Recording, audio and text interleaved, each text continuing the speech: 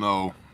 I don't know if the microphone on top of the camera is working or if the microphone on the other side of the camera is working. Well, somebody has to check. And I will go check. And I don't know if I care. I have on headphones. We will see. We shall see if the camera is working. Hi, everybody. I'm Bear. You guys know that probably. There's 15 of us on the live stream. We're in Idabel, Oklahoma, responding to these tornadoes, or as President Biden calls them, hurricanes. So it's funny. Yep. Audio's good. Wow. We're up. Wow. Hey, NWA Prepper. Shalom, brother. Hey, you asked if there was anything you could do, just let you know. You want to come do med stuff? Shoot me a text. Yeah, that'd be a need. I hate daylight savings. Why? You got an extra hour of sleep last night. Dude, it was so great. Now, I wanna go on the record here. Let the record show one of my favorite quotes on the face of planet Earth is only a white man would think that you could cut one end off of a blanket and sew it onto the other and have a longer blanket. And while I agree with that, the timing of an extra hour of sleep last night was ordained, bro. It was needed. It really was. That being said, I need some talking fluid. Boom, boom, boom. Oh yeah, here we go. Oof. This live stream has been brought to you by Screwball. When you want some peanut butter and alcohol, Screwball. Have you ever wished that your lunch could get you drunk? Screwball. Peanut butter, not just for toddlers anymore. Things are going well. Oh yeah, things are going great. Never underestimate the power of stupid people in large groups. What's up, Cheryl Davis? Hey, What are you trying to say? it's not that large of a group. Your name is Cherylee, but we chose to call you Cheryl. What? We have a very small studio audience tonight. We do. We have filmed in front of a live studio audience. Hold on. Cue the laugh track. Yes, love it. Larger than Zach Porcho. What's up, Jody Whip? I forgot about the time change. I woke up at 6, but all my clock said 7 this morning. Uh-oh. Plot twist. You're welcome. I don't know. We've had a very busy day. We've had a very busy 48 hours or so. We should briefly recap that. What's up, Chad? Chad, best hair in the Bear Nation. If not number one, a solid number two. Why? What do you mean, why? So you would dig this, and especially since we're on the res right now, because Chad is full-blown American Indian, and he has like the perfect long black straight hair. He gave me a bear claw in Tennessee. We did some training, Clarksville, Tennessee, at the something was the name of the center. Montgomery County Shooting Complex. Your brain was. Yeah. Here you go. I had to squeeze the sponge a little bit to get the info to drip out. KL does sound effects better than me. So let's see. We came here. We did search and rescue. We got with the EOC. We marked buildings. We did med stuff. We did welfare checks. We established a fob at a county fairgrounds because we're us.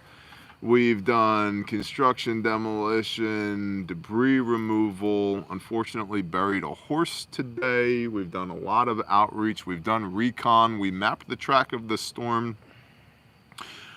significantly faster than anybody else who's been involved in this. And oh, by the way, did I mention we are the only NGO out here. The only NGO out here. Because you may or may not be aware, apparently there's an election cycle going on, and this storm is getting little to no media coverage. And so unlike the Mayfield tornadoes, Mayfield, Kentucky, December of last year, which we were on, unlike Hurricane Ian in Florida, which we were on and have people on site right now and have more people headed to right now, this has gotten very little media coverage, that I'm aware of, no national media coverage, and only a little bit regional and some local media coverage, and it's pretty damn bad. You guys hopefully have been watching the videos showing some of the devastation. It's pretty bad. And the county that we are in, McCurtain County, Oklahoma, the EOC, which is the Emergency Operations Center, explicitly stated yesterday, hey, can you guys please go recon the rural areas because we don't have any data yet in the rural areas. And Idabel, Oklahoma, which is where we are at, is like the booming metropolis of 7,000 people in a county that has 30,000 people in it. So about a quarter of the people are here inside of the city limits.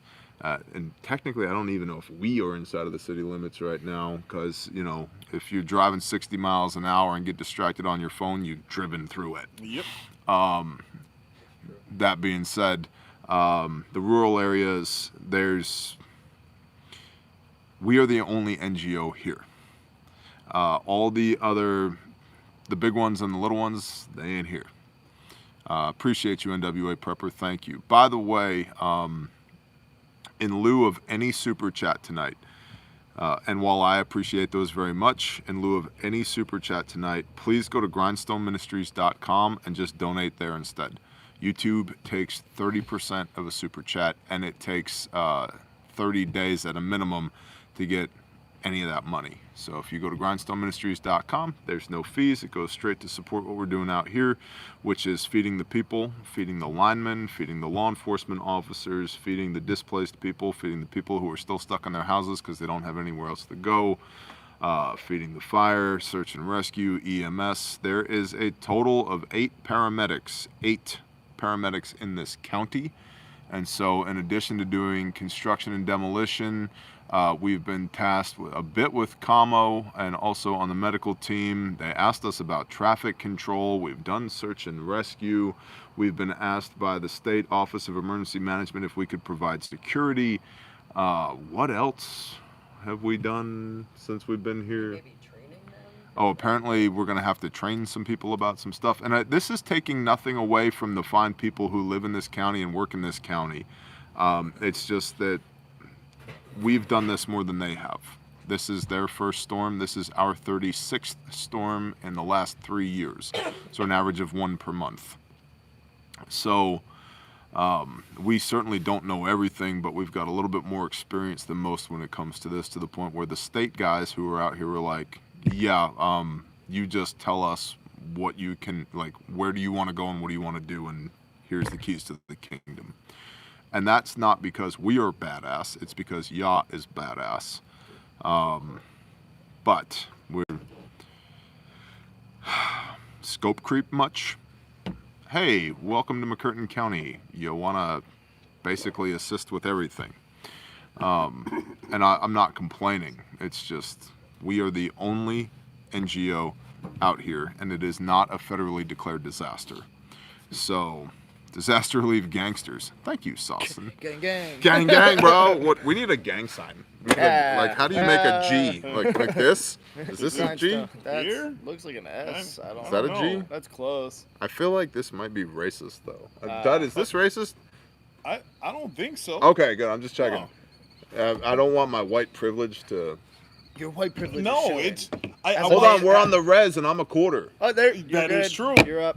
Up top. That was a really bad high five. Can we try better? Thank you. It might not work for you. It might work for tactically Torah. True. Because I watched a video about the white privilege you have when you finally experience Buc-ee's. So I need to go experience Buc-ee's. You've never been to Buc-ee's? I've driven past them. I wasn't sure if I could get a semi in their lot. That is systemic racism, Yes. and I will not stand for it. Yep. They have a brown beaver with a hat on. I hated that. It's just now the Dudley show. I didn't I like am that. not gonna at all comment on Moving any of that. Moving on from the brown beaver. Once you go black, you never go back, I heard. That is the rumor on the street. Hasn't been confirmed. I don't know the relation to brown beavers. We'll be back after this short message. Screwball.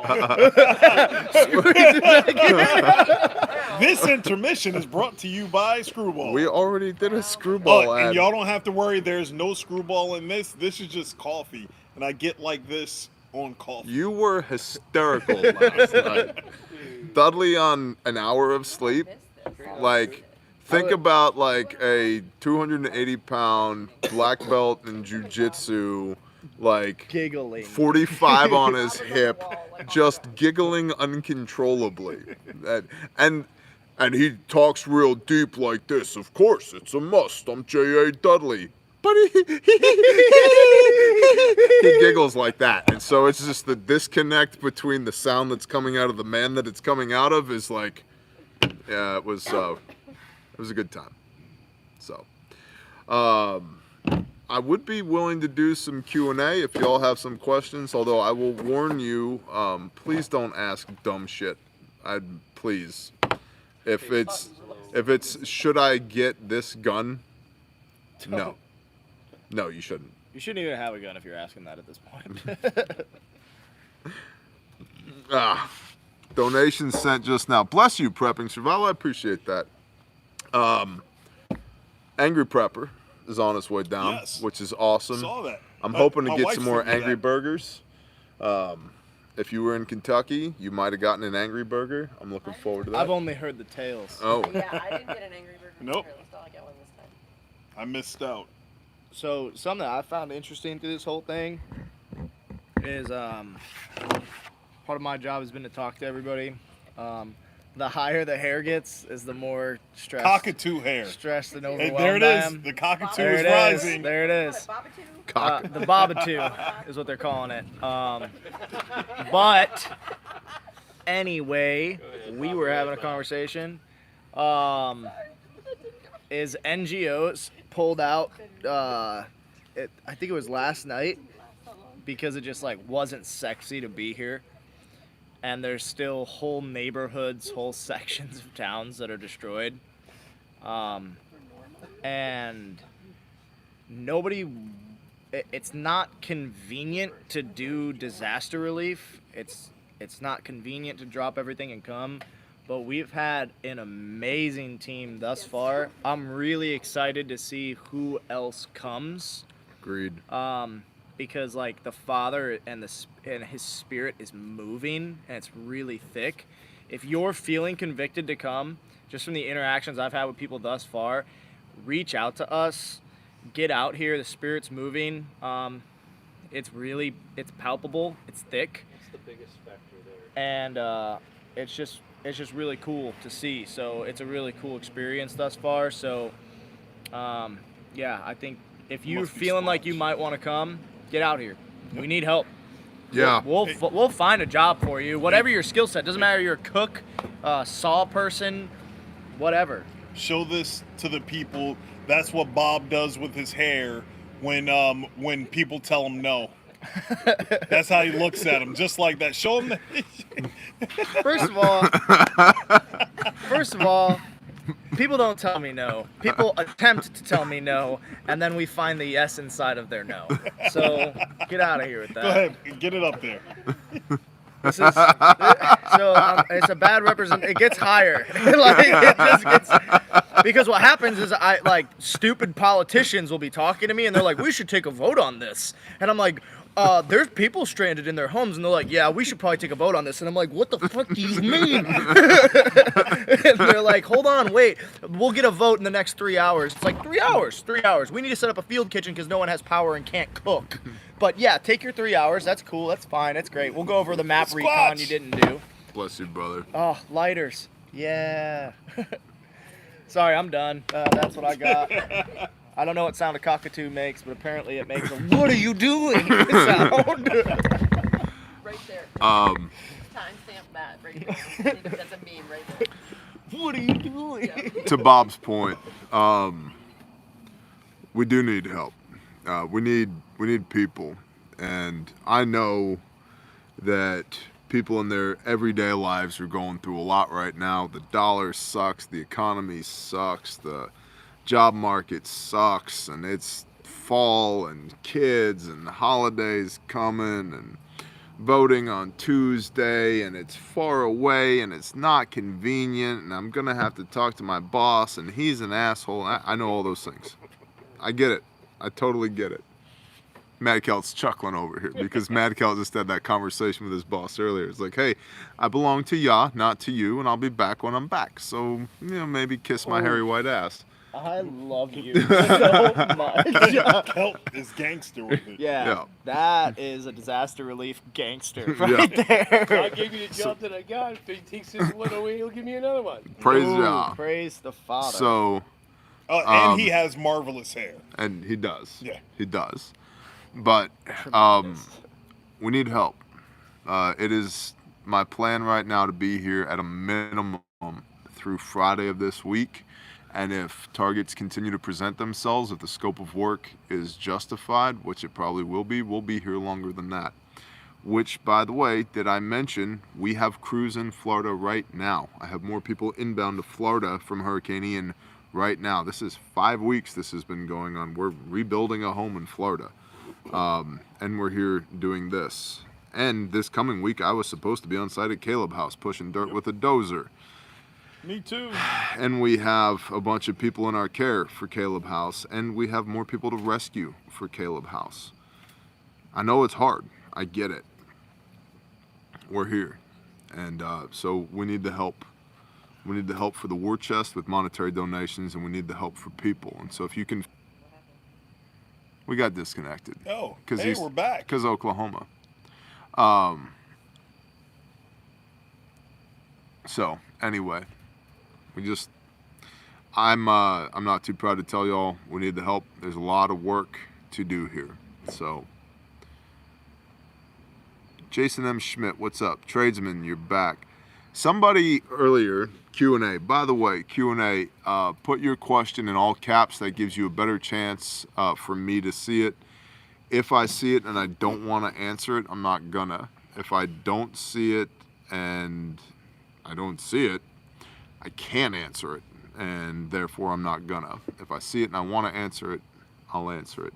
Somebody said, hey, if you got the chance, would you go to Israel? Honestly, right now, no. And you read enough of that book, at some point we all go back to Israel anyway. So, in the meanwhile, I've got work to do right here. When that changes, if that changes, I'm thinking about going to Israel. Let's get to the point where there's not people raping children in America, and then I might have a free moment to go to Israel. But in the meanwhile, I'm not going to hop a plane and go to the secular nation of Israel. Now, I acknowledge there's a lot of cool stuff there, a lot of awesome biblical stuff there, but how could I even be present there in Israel when I know for a fact there's abominations happening here in my own state, in my own country? I can't do that. It's not even remotely on my heart to go, to say nothing of the security concerns. How about just being good to one another? I agree. Observe the 2 prime directives, the 2 general orders. Love the Lord your God with all your heart, with all your soul, with all your might, with everything you got. And Deuteronomy 6 verse 5 and Leviticus 19 verse 18, love your neighbor as yourself. Let's do those 2 things. I was just telling somebody this earlier today from a different organization. It's like everybody wants to argue about doctrine and dogma, and it's like, yeah, unless you got 100% A+ on the 2 prime directives, I don't give a shit what your dogma is, or what your doctrines are, or what your pastor said, priest, rabbi, best friend, grandpa. I don't care. Do those 2 things with everything you've got. Then, maybe, if you're now, and by the way, newsflash, you're not doing that the best that you can, because neither am I. Because if you were doing that to the best of your capability, you'd be Messiah. And I'm pretty sure he's not back yet, because every knee shall bow and every tongue shall confess, and I ain't seen that shit. So that means we're getting wrapped around the axles on stuff that doesn't matter, and we're ignoring the things that do. Somebody put a question in all caps back here. There's been a couple that are good. I have them pinned if you want. Specific prayer requests. The people that need help, that they get the help that they need. Specific prayer request as an organization, we need funding for Caleb House. Which even I feel like a cheap chump saying that, because everything in the universe belongs to Yah, and we will all get it in due timing. And if there's been one thing I've learned and relearned in the last 48 hours doing this, the timing all belongs to Yah. And there's too many things to list here right now, but it's all in His time. Specific prayer requests. We are working on a Connex box for one family who lost everything, so they get the last of their belongings out and have a place to store it. Sea Air land container, shipping container. We are Shalom Iridium Group. We are working on a camper trailer for those same people because their house was destroyed. So pray over that. They are going to need a lot of homesteading / ranching stuff, just fence and T-posts. There's definitely with today's prices, thousands of dollars, if not tens of thousands of dollars in just fencing costs. Did I mention they lost over 200 head of cattle? Like, they're gone. They don't know where they are from the storm. And they have such a good mindset about it. All the things that you think are important right now, not all, but most of them are probably just horse shit. Yes, Chris MC. You can put a note in the giving, for Caleb House. All the things you think are important, your car, your house, your cool hairdo, whatever. Got to get my nails did. None of that shit matters. Not even a little bit. Like, if you have breath in your lungs and blood inside your body, and you're with people who love you, I don't say the F word often, but I'm gonna right now. Shut the fuck up about complaining about anything else. Because it doesn't matter. It just simply doesn't matter. And that's a recurring thing with these storms. Like, huge perspective shift. Always. Huge perspective shift. I don't care how bad your day was today. It wasn't as bad as a lot of people here. I don't care what's stressing you. It wasn't as bad as a lot of people here. I don't care about what's stressing me or how bad my day is. It wasn't as bad as a lot of people here. And so, just take a moment to count your blessings. Take a moment to express thanks to the people that you love, and to be thankful that there's a roof over your head, that there's food in your pantry or your fridge, that your vehicle doesn't have a 30,000 pound tree on top of it right now.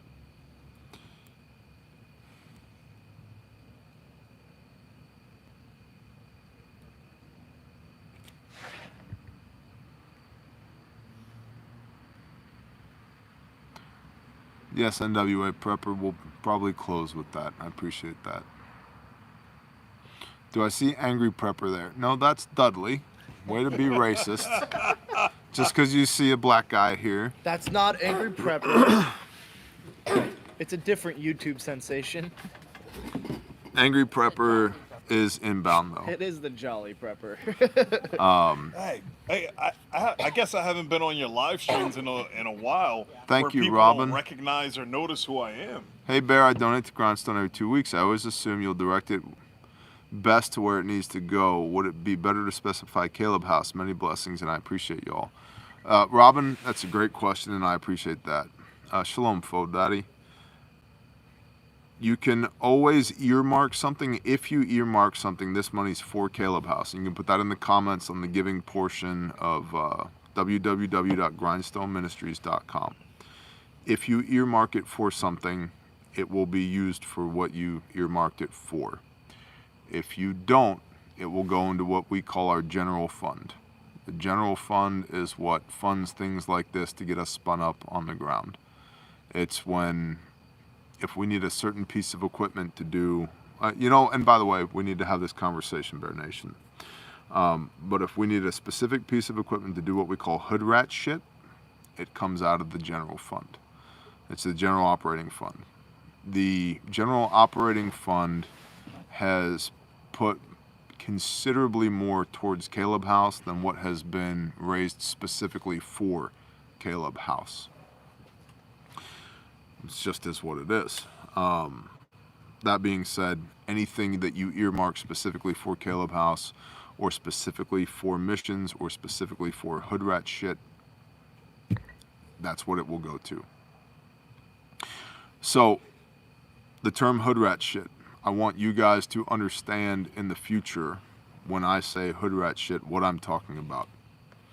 There are missions, like what we're on right now, right? Like a deployment. Hey, people are in a bad way, they need help, go help them. Hood rat shit is when we do stuff that we cannot discuss openly.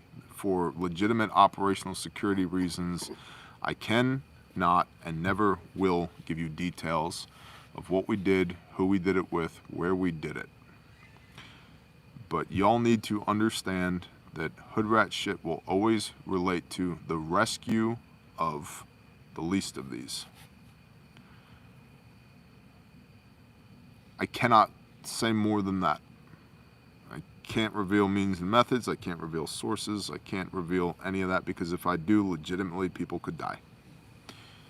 That being said, I want us to understand as a term here within the Bear Nation, when I say hood rat shit, that's what I'm talking about. And hood rat shit is incredibly expensive. And this is, I'm not complaining. Whether you know it or not, every dime you have belongs to the creator of the universe. Every dime I have belongs to the creator of the universe. It all belongs to him. Your soul belongs to him. Everything belongs to him. Some of us know it, some of us don't. Some of us act like it, some of us don't. Some of us forget it from time to time, myself included. So this is not me saying, we need more money or we need this or that. Just for your understanding, to perform an extraction, which means to go in, get somebody and get them out again, can and often does cost as much as going and buying a new pickup truck. And while it is literally impossible to put a price on human life,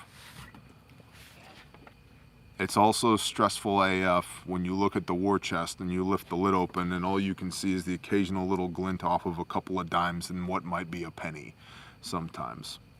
That being said, we've always gotten what we needed when we needed it from the Father. And that is why I'm so appreciative of y'all, because you support us in the doing of what we do. But it is not inexpensive to do what we do. Anyway, when I say hood rat shit, know that I am talking about going and taking good people from bad people. And there's very specific ways that that has to be done, because if you do it wrong, people die. Or, how shall I say, the wrong people die. So. KL, Yes, if somebody, Girl for Freedom, doesn't want to send stuff over the internet, how do they mail a check, money order, or on the website. It's all on the website, grindstoneministries.com. Dropping a link in the chat. FBI 1591. If you're local, because you keep saying we the residents of Idabel and McCurtain County appreciate y'all's help, get in contact with us, because we'd love to see how we can help you if you've been affected too, or if you know people that have been affected. There's nothing better than boots on the ground intel. So if you're local, reach for out. sure. Email us, and KL, our admins will freaking sort it out and get you where you need to go and all that stuff. if you're local, all you got to do is ask around and you'll find out exactly where we're at. Yep. Yeah. So come on. What other questions we got? Do we even need to answer questions? What are we thinking? Some people asked, what's the difference between this and Kentucky right now?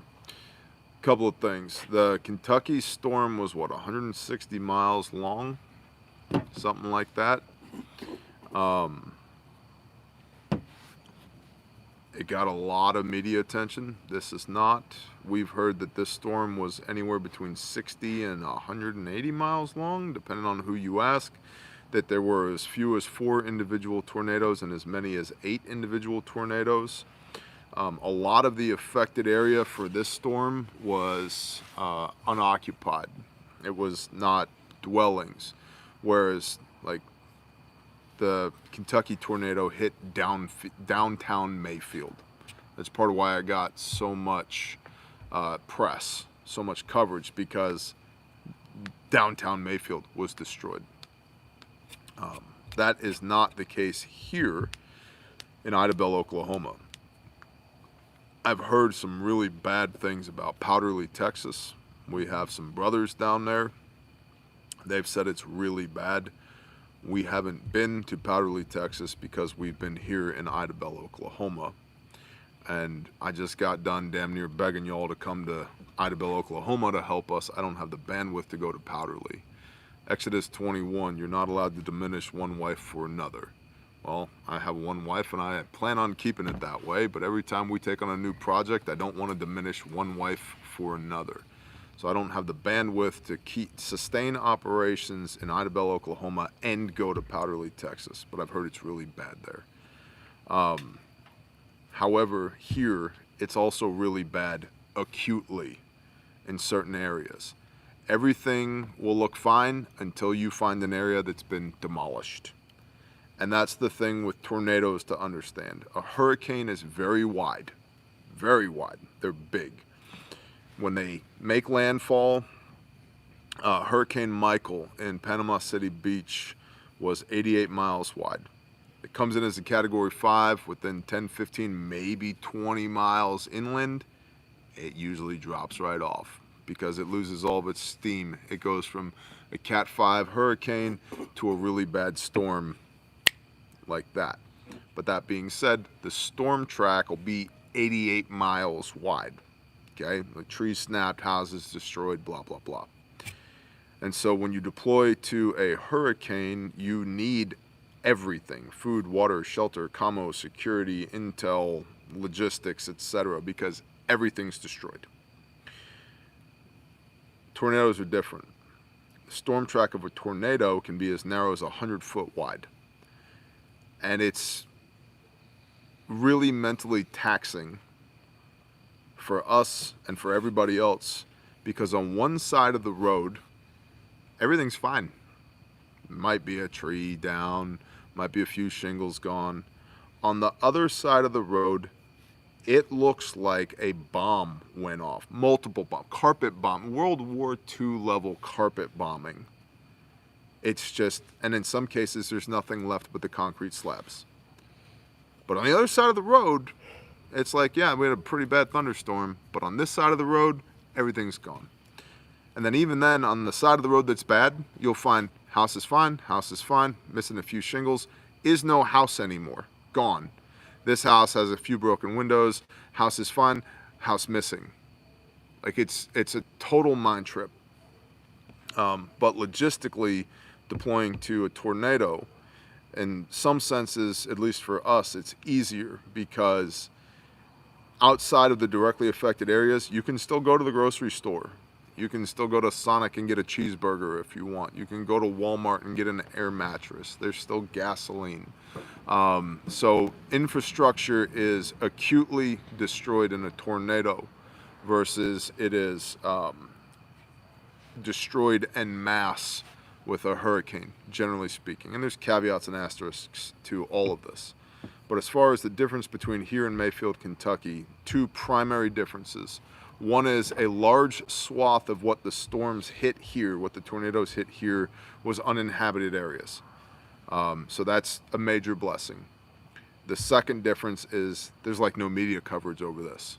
And there was huge amounts of media coverage over Mayfield, Kentucky, which is why, again, to reiterate, we are the only NGO here.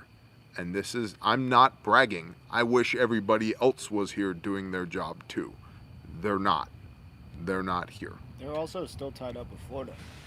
Yeah, that's a good point. Why don't you talk about that while I go pee? Yeah. So there's a whole point that, like, there's only so many NGOs in the nation, right? And they only have so many people, and not all of them have the logistical ability to deploy multiple teams. So while we have a team in Florida right now that's doing amazing things, we are also able to deploy a team here, right? And not everybody has that ability inside their scope of people and equipment and resources. Then add in the media coverage, and it doesn't make sense for the big bloated organizations, which do great things sometimes. It doesn't make sense for them to send a team. There was a big organization that was here for the first day, and last night they drug up. They were like, we're gonna head out, we might come back in a few days. Somebody said, why be an NGO? Well, there's benefits to that. Sometimes you gotta classify yourself to get in certain times, and I totally understand that. An NGO is a non-governmental organization. I'm sorry, I'm out. I'm out.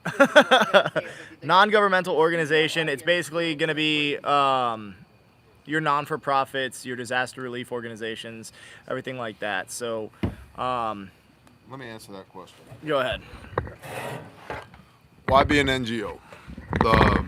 It's a good question. We weren't when we started. I was a private citizen. We were doing Grindstone stuff before Grindstone had a name or any paperwork to go around it. The reason we got our 501c3, and if any one of you morons who is uninformed says 501c3s mean the government can tell you what you got to preach on Sunday, you better do your effing homework or shut the hell up, because you literally don't know what you're talking about. And if you think anybody is telling me what to say, you're delusional and you need to unsubscribe. You can't even tell yourself what to say. He was like, oh, let's keep this clean, family friendly, no 4-letter words, and continue. Well, the other day, the Don't Quit video, that's not at all what that was supposed to be about. So you're right. I can't tell me what to say because I went out there to shoot that video, and that's what came out because that's what y'all told me to say. So why be an NGO? The very simple answer here is because if I was not an NGO, if I was not a 501c3 not-for-profit registered with the state of Oklahoma and the federal government, 30 to 40% of every dollar that you donate so that we can come do this would be going into Biden's pocketbook right now. That's why. I think it's pretty simple. It's a pretty freaking big reason Yep. right there. What were you saying? I took the camera from you. No, I didn't mean okay. to do it, but I did. So we were talking about NGOs not being here. So I've been working directly with the EOC, the Emergency Operational Command. All right, so they're really struggling on keeping NGOs here because this is a small county and they're doing an amazing job with what they have and who they have at the time that they have. That being said, how many times does this county get hit with an emergency, right? So the state just sent a new lady in. She's awesome. We talked to her today. We sat down. She met with us. And they're trying to help. But with a lot of NGOs, you got to kind of grease the wheels, butter the bread, and make it worth them, whether it's publicity or media marketing or getting them a check from a certain thing or getting them a shout out from a certain official or whatever it may be. Or facilitating for them to bump into politicians. Yep, all these different things. We don't care about that. And so they weren't getting that from this new group that's running the EOC right now, and they're doing an awesome job. Like, that's not me hating on them because they're doing their job. They don't care about greasing wheels. They care about, like, somebody's trapped in their garage. Well, we were talking about this earlier. They're good country folk. Yeah. They're not here to play the game. Yeah, they're here to help and try to put the county back together. And so a lot of NGOs drug up. They're like, hey, we might be back in a few days. Well, like, there's a lot of people that are trying to figure out what they're going to eat tomorrow. You know why they said that? Because they wanted to take the time for a few days to pass to see whether or not a state of emergency was going to be declared, so they could latch onto your federal taxpayer dollars. That's why. We don't operate that way. There's some organizations out there, and I'm not going to name names on a live stream like this, but there's some organizations out there that have the reputation of being really good organizations that I know for a fact are fleecing the people. You come and you sign up as a volunteer. You're volunteering your time. That's your arrangement. You're volunteering. And they're turning around and using your volunteer hours as billable hours for FEMA at about $107 an hour. While the outward expression is, we're a volunteer organization. We're all staffed by volunteers. You wonder, where did they get these brand new 50-foot, emergency command center, trailers and F550 4x4 4-door, all the lights and the wigwags and the bells and the whistles and the radios and the winches and the brand new chainsaws and because you are volunteering with them. If you ever see somebody, here's a clue. If you're ever on a project, volunteering time, and somebody with a clipboard comes by and wants to know how many hours you spent on this job site, that's a red run. flag. Run, because they are billing your hours on that site back to FEMA. That's why they left for a few days, to give the situation time to develop, because if a national or state emergency is declared, they will come back so they can attach to those taxpayer dollars. They're not in it because they're kind-hearted, they want to bless people. They're in it because they've taken this not-for-profit and used it as a way to launder money. And that's a fact. That's what they're doing. So there was another good question. SwitchPod asked, how do you stay focused with so many different projects and so many different people needing help?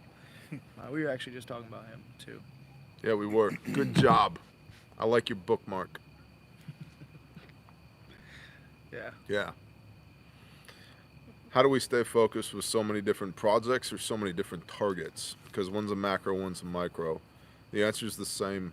Prioritize and execute. That's it. And I would say you need to have a real good understanding of what it is that you're supposed to be doing. Scope creep, be careful of that. And what you're capable of doing. And sometimes just because you're capable of doing something doesn't mean it's the right thing to do, and doesn't mean you need to do it right now. A guiding principle for us is let your yes be yes and your no be no. So before you tell somebody, whether it's your boss or somebody you're helping or your wife or your friend or somebody you just met, yeah, I can do that, or nah, I can't, you better make damn sure you can do it before you open your mouth. One of the 48 Laws of Power, Robert Greene, a book I recommend everybody read. Do not follow all 48 of the laws, because if you follow all of them, you will be an asshole. But it's a fact. But it's important to know what the laws are, because if you see them being used against you, you can identify them and you can maneuver around them, right? You can counter the use of that law against you. But one of the 48 Laws of Power is reputation is everything, guard it with your life. Reputation is everything, guard it with your life. And a big part of that is let your yes be yes and your no be no. You tell enough people that you're going to do something and you don't do it, people stop believing that you're going to do it. So, be careful what you commit to. But when you commit, once you commit, you're committed. Do it. Hell or high water, you're doing it. Like, we've done some ridiculous things to make sure our yes was still a yes. I've got people in Florida right now, because 5 weeks ago we said we're going to fix this house. Okay. How? No idea. Bless you, Chad. I like that. Whatever that is. Transformer. But is that a Transformer? chair? Is that a desk chair that turns into a transformer? No, it's a Oh, hippo. office chair. It's a Nice. office chair hippo. Transformers, hippos in disguise. Hey, T, one of the best things that people should learn and know how to do is to become a better leader. That doesn't mean you need to control everything. Becoming a better leader makes you a better listener. And then when the team comes together, if you're listening, you all can accomplish major goals instead of saying, I have a better idea. I have a better idea. We should do it like this. We should do it like that. And then nothing gets done whatsoever. So everyone should work on becoming a better leader. With being a better leader, you have to be a better listener, and then you can accomplish something in your life. That's a good word. And to that point, hey, hold on. I appreciate the super chats. YouTube takes 30% of super chats, and it takes a minimum of 30 days to get that revenue. I would much prefer it if you would go to Grindstone Ministries, grindstoneministries.com, and drop that money there, because we'll get it within 2 days. And that will help us on this mission right here. So thank you very much. I appreciate the super chats. I really do. Grindstoneministries.com. Dudley is dropping it nonstop in the chat. So thank you guys very much. Leadership, subordinate leadership. A lot of people that don't know anything about leadership look at a leader and wish that they were that person because they feel like it would be fun to exert that much influence and control. You're a moron. Take it. Take my job. Please. I think the Bahamas sound wonderful this time of year. You wouldn't know what to do in the I wouldn't. Bob, send me sheep. But anyway. Oh, you quit. Katie Lynn's in charge now. Katie Lynn, send me sheep. But no, for real though, subordinate leadership is incredibly important because you run into what's called a span of control issue. There's too many things that need to get done all the time. And a lot of people crave more power and authority than they have. I don't seek any more power and authority than what I already have. The reason that I have what I have as far as power and authority is concerned, and this might sound a little crazy to some people, is it's because the Father gave it to me. I didn't ask for it, He gave it to me. What's up, Saul? Shalom, brother. Rex is here also. Oh, Rex is here? Shalom, brother Rex. That's awesome. I didn't know. No ego, no bravado. The Father, for whatever reason, has ordained me as a leader. I don't always love that, but it is what it is. But in order for me to lead, the people that I'm leading need to also be leaders. 2 reasons for that. The first is span of control. If there's 20 people on site, I cannot individually, nor should I individually run all 20 people. Right? That's a shit show. Tracks. I can't do that. I don't want to do that, right? And so you look at, the different sections, like how, intel, commo, logistics, etc., right? Like you're in charge of this, you're in charge of this, you're in charge of this. Cool, and then that section leader reports back to whoever's in charge. The other reason they need to be leaders is because they are experts in their purview, their section. They know stuff I don't know. And leadership moves up and down the chain of command. So if my commo guy says, no, we have to do it this way, he's now leading me to say, no, you have to do it this way, boss, because you don't understand this, which is why you got me, who's the commo guy. Yes, sir, you're correct. All right. Lead me, tell me what to do. And he also needs to be able, or she needs to be able to lead everybody else underneath of them. And so leadership is not a top-down thing. It should not just be a top-down thing. And if you're at the top of a hierarchy and you're flexing your muscle downward towards everybody underneath you, it's just a matter of time before there's nobody, air quote, underneath you. Nobody wants to serve under leadership like that. Leadership should be a selfless task. Right? Like mission first, men always. Like you need to take care of the people around you, or there's not going to be anybody around you to accomplish the mission. So, I don't even know. I'm so smoked. I don't even know how we got onto that about subject. An hour here. Are we? We're at 49 Awesome. minutes here. How do you decide which missions to take on and what to turn away? Two words for you. I'll give them to you in the Hebrew first, and then I will translate for you. Ruach HaKodesh, Holy Spirit, the set-apart Spirit, the breath of life. We have a really simple saying around here, but it works. If it's not a hell yes, it's a no. It is such a, as our brother Saw says, it's a blade to cut through the bullshit.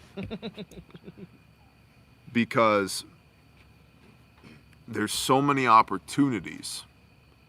Well, Exodus 21, you cannot diminish one wife for another, right? Let your yes be yes and your no be no. There's so many opportunities. So how do you know which one to do and which one to not? Well, the Holy Spirit, the Ruach HaKodesh, I'll start feeling an inkling. Yup. And that's still small voice, right? Well, next from there, in the mouths of two or three, let a thing be established. Give you an example. Mayfield, right? Bobby E., I appreciate you. Thank you. I will restore my headlights at some point. I appreciate you, Bobby. No, honestly, he's like, that's what I do for a living. He's got a good I eye. just, Yeah, I just, sure. just They're right now, there, it's not even on my radar. In the mouths of two or three, let a thing be established, right? So I'll start feeling an inkling. And then I'll get a text from a brother. Hey, boss, we up? And I'll get it usually just, it's like a cascading effect. I can't answer all the texts and messages fast enough. They just start coming in. I'm like, well, there we are. Okay. Second, third, fourth, fifth, Right, and sixth, it's seventh witness. so the morning of Mayfield, Kentucky, that was a Shabbat. I remember that. I think it was December 10th. It was a Shabbat. And I don't typically look at my phone the morning of Shabbat. But my phone was going. It sounded like a crew serve weapon going off on my phone. Right? It's like Incoming! Reloading! I'm like, what the hell is that? My wife's like, it's your phone. It's like, what? The first text message I see is from my pastor, who, if he texts me on Shabbat, it's Shabbat Shalom, love you, bro. That's it, right? And that usually happens on Erev Shabbat, aka Friday evening. I'm like, why is PJ texting me Saturday morning? And it was a YouTube link. I don't watch YouTube links from anybody, unless it's him or a handful of other people, most of which who are here right now.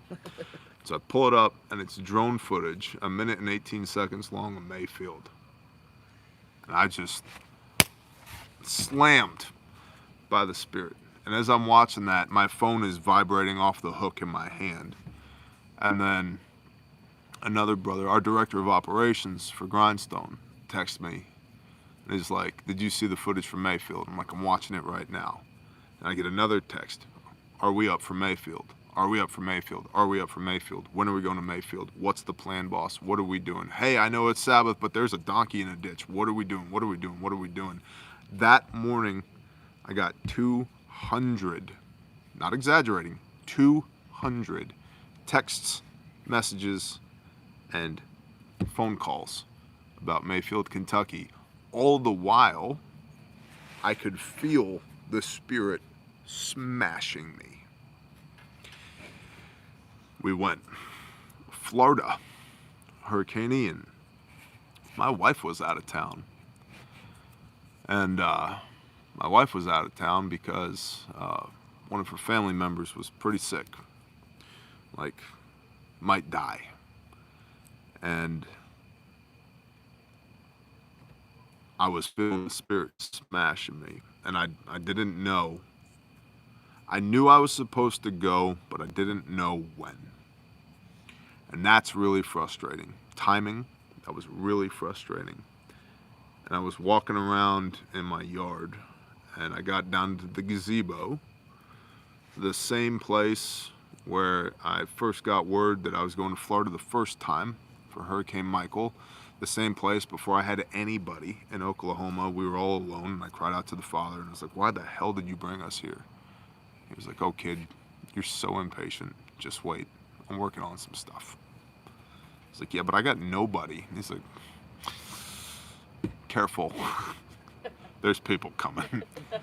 It's like, people, like what, like a car full of people? And he's like, ha ha ha ha ha How many ha. buses you got? Yeah, like, yeah, C5 airlift of people.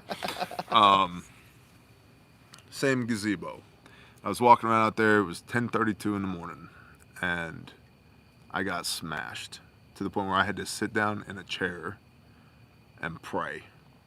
And I remember when I got done praying, it was just shy of 11 a.m. and it felt like 15 seconds. And I'm like, I don't know why my face is wet and there's shit running out of my nose and I'm seeing stars right now. I don't know what's going on. And I called my wife. I was like, I gotta go to Florida. She's like, I know. I was like, I gotta go right now. She's like, I know. And we were up and we went to Florida.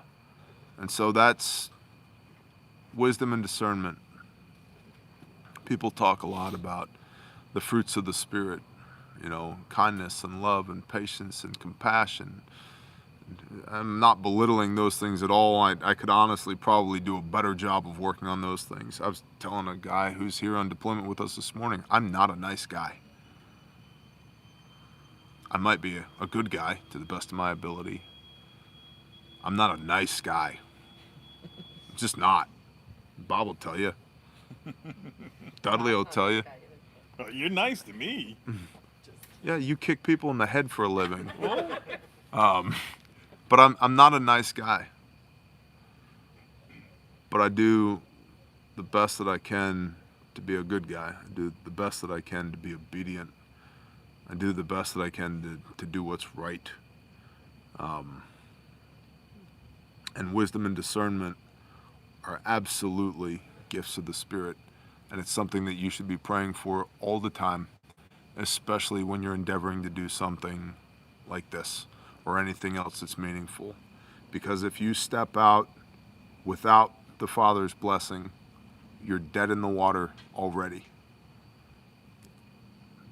Better to have not done it at all than to do it without the Father's blessing. If you step out with His blessing, whatever you ask in my name, you shall receive for the glory of your Father, Yahweh, your Elohim. You step out with His blessing, it will go well. It doesn't mean it won't be without struggle and strife and heartache and trial and tribulation. We were talking about this earlier. There is nowhere in the Bible where it says that things will be easy. And that has been Sunday morning conflated. I come to give life and life abundantly to mean that you can have your Lexus and your McMansion and your 401k and everybody will love you and it'll be great. That's not an abundant life. We live an abundant life. I am abundantly blessed. I am also abundantly overwhelmed daily by the workload and the blessings and the everything else. But if you endeavor to do anything without the blessing of the Father and without the wisdom and discernment of the Holy Spirit, the Ruach HaKodesh, you're screwed. Just stop. Just don't. it's gonna go bad. And that comes back to obedience. And obedience brings blessing. Deuteronomy 28 is real. If you diligently obey the voice of Yahweh your Elohim, you will be blessed. If you do not, you will be cursed. People, most people, don't actually believe that. If they're even aware of it, they might pay lip service to it. But they don't actually believe it, because you can tell what people believe by their actions. Not what they say, by their actions. And there's too many people who are out there trying to do the easy stuff, not the righteous hard stuff. And so when it comes down to like, how do you decide when to go and when not to go? It's real simple. It's not easy, but it's real simple. When the creator of the universe says jump, my job is to say, yes, sir, how high? And that's it. That's all there is to it. And it's not easy, but this shit ain't about me. My house is fine. Praise Yah. My wife and kids are alive and warm and well fed. Praise Yah. All of my animals are in the pens they're supposed to be in. All of my vehicles run. My bills are paid. And I realize that, like, for a lot of people, that's like baseline. Like, oh, it's a must. You gotta have it. It's like, that is the greatest blessing you could ever ask for, other than the fact that you will not die forever by the blood of Yeshua. And you take that shit for granted every day. I don't get to bitch. I don't get to complain, even though I want to sometimes. Right? So that's why we're in Kentucky. Or not Kentucky, in Oklahoma. That's why we went to Kentucky. That's why we went to Florida. That's why we've gone to all the other places that we've gone. Because the Father said jump, and our job is to say, yes, sir, how high? And you do that often enough, He gives you more, and He gives you more, and He gives you more. And that abundant life is not the Lambo. It's not the mansion. It's not $1 billion or $1 million or $100,000 or 10 grand. It's not a winning Powerball ticket. It's this. It's doing righteous works to the best of your broken ability. That's the live stream for tonight. We got to go to bed because we've got stuff that we have to do tomorrow. He told me to talk to y'all. I think we've checked that box. Mm-hmm. We need your help. And I'm not too proud to ask for it. We have way too much stuff going on with Grindstone and Caleb House to do it without your help. And I know so many of y'all are in tune with the Father just like we are. And it's by His hand we have the capabilities to do what we do. But many of y'all are His hands just like we are. Amen to that, brother. Yep. Can we pray together? Yeah. We got like 760 people here to join with us in prayer. So, why don't we send it? Father Yah, thank you for choosing us out of the world to be here, to do this, to be your hands and feet. Father, you are absolutely incredible, and we are nothing without you. Thank you for the covering of the blood of your Son to make us whole again, to bring us back home again, to put a covering over us. Father, I just want to ask for intercession with all these families in this community right now that are recovering from having their lives destroyed. Father, you know every particular want, you know every broken heart, you know every trial and tribulation. Ask that you would manifest yourself literally, miraculously in their lives, inexplicably, so that the credit wouldn't be ours, that it would be yours. Father, manifest yourself in ways that literally make no sense. Father, thank you for your perfect timing on this deployment. Father, thank you for everybody, every single person that you've sent here, for everybody who's praying over this mission, for everybody who's prayed over everything we've ever done, for everybody who's ever poured into everything we've ever done. Father, I am humbled and honored and amazed by what you do and how you do it. And I feel as big as a grain of sand to be involved in it, even a little bit. Father, thank you for the burden of command, for the responsibility to lead, to hopefully bring some restoration to this community, to everything else and everybody else that we are blessed to be able to put our hands on. Father, keep us safe, keep our families safe. Father, if there's anything that comes against us and this ministry and our families and anybody within the sound of my voice, I rebuke it in the name of Yeshua HaMashiach and command it to flee. Father, you are incredible. We love you. We praise you.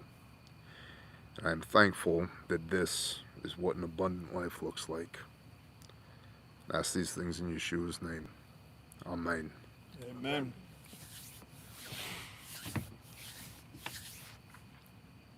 Love y'all. Thank you. I'm out.